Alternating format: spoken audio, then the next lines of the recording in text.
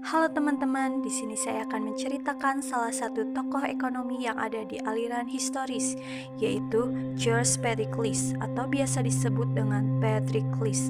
Ia merupakan seorang ahli ekonomi Jerman yang lahir pada hari Kamis 6 Agustus 1789 di Reutlingen, Württemberg, Jerman. Pericles adalah orang yang mengembangkan national system. Lis juga merupakan pendiri Historical School of Economics dan merupakan perumus konsep European Economic Community. Selanjutnya kita akan membahas mengenai perjalanan karir seorang Pericles. Lis ini pernah bekerja di pelayanan masyarakat, kemudian naik pangkat menjadi sekretaris menteri, kemudian ia ditunjuk menjadi tenaga pengajar di salah satu perguruan tinggi. Selanjutnya, Pericles pernah menjadi anggota dewan di Württemberg. Ia sangat aktif memberikan kritikan, masukan, dan saran. Tetapi, ironisnya Pericles ini dipenjara selama 10 bulan. Namun, pada akhirnya, Pericles berhasil melarikan diri. Ia pergi ke Alsace. Setelah melarikan diri dari Prancis dan Inggris, ia kembali lagi untuk menyelesaikan masa tahanannya. Dan pada akhirnya dia bebas dari penjara. Setelah bebas dari penjara, Pericles berimigrasi ke Amerika Serikat.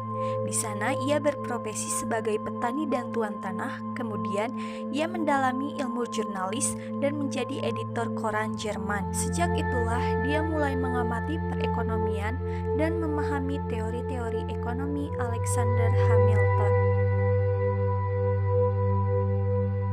Pada tahun 1830, Lis ditunjuk sebagai konsul untuk Hamburg, tetapi senator kota Hamburg tidak dapat ditemui ketika Lis mendarat di Eropa. Pada tahun 1833, dengan profesi yang sama, Lis menetap di Leipzig. 4 tahun kemudian, Pericles berprofesi sebagai seorang jurnalis Prancis. Dalam karirnya sebagai seorang jurnalis, Pericles menulis buku yang berjudul The National System of Political Economy. 2 tahun kemudian, Lis meluncurkan surat kabar berjudul Zollvereinsblatt untuk kota Augsburg dan melebarkan jaringannya ke Jerman dengan brand Zollverein. Selain mempromotori pembangunan rel kereta api di Jerman, Lis kembali mempromosikan perluasan sistem rel kereta api. Lis meninggal dunia ketika berumur 57 tahun. Lis mengakhiri hidupnya pada 30 November 1846 setelah sakit berkepanjangan, kehilangan properti, dan bangkrut setelah menjalin kerjasama dengan Austria dan Inggris. Salah satu karya Pericles yang paling signifikan ialah The National System of Political Economy. Lis mendukung sistem perekonomian yang mendukung dan dipimpin negara yang melindungi industri-industri kecil dalam menghadapi persaingan luar negeri. Dia percaya pada zona bebas tarif di dalam negeri, tetapi dia percaya terhadap proteksionisme terhadap industri bayi dari pasar asing. Lis memaparkan bahwa pertumbuhan ekonomi suatu negara akan bergantung pada bagaimana cara produksi dan pencaharian masyarakatnya. Sehingga berdasarkan konsep tersebut, Lis membagi pertumbuhan ekonomi berdasarkan tingkatan-tingkatan yang disebut Stufentheorien atau teori tangga. Adapun tingkatan-tingkatan teori tangga ialah sebagai berikut.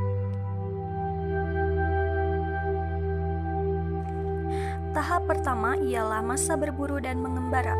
Menurut Lis, pada masa ini manusia akan memenuhi kebutuhannya dengan cara berburu serta mengembara, di mana para laki-laki akan berusaha berburu hewan liar, sedangkan perempuan akan mencari sayur-sayuran dan umbi-umbian. Kondisi inilah yang menciptakan situasi nomaden atau berpindah-pindah tempat. Tahap yang kedua ialah masa berternak dan bertani. Pada tahap ini, manusia tidak lagi mengembara, namun telah menetap di suatu lokasi atau wilayah tertentu. Maka mereka memenuhi kebutuhan hidupnya dengan cara berternak dan bertani. Hewan yang dulunya hanya sebagai hewan buruan, namun pada tahap ini mulai sebagai hewan peliharaan. Sedangkan para perempuan yang dulunya hanya mengambil sayuran dan umbi-umbian, pada tahap ini mereka mulai menanam dan kelak panen untuk dikonsumsi. Tahap yang ketiga yaitu masa bertani dan kerajinan. Pada tahap ketiga, perkembangan manusia tercapai fase melakukan kegiatan kerajinan. Beberapa kerajinan hasil manusia saat itu meliputi pertukangan dan pandai besi, meskipun hal tersebut sebenarnya sebagai selingan dalam kegiatan bertani. Yang terakhir ialah tahap 4, yaitu masa kerajinan, industri, dan perniagaan. Pada masa ini telah terdapat pabrik yang didirikan sehingga aktivitas industri dan perniagaan mulai berkembang. Dengan berkembangnya teknologi dan sarana transportasi, berkembang juga kegiatan perdagangan, bukan hanya skala lokal, tapi masuk skala nasional dan internasional.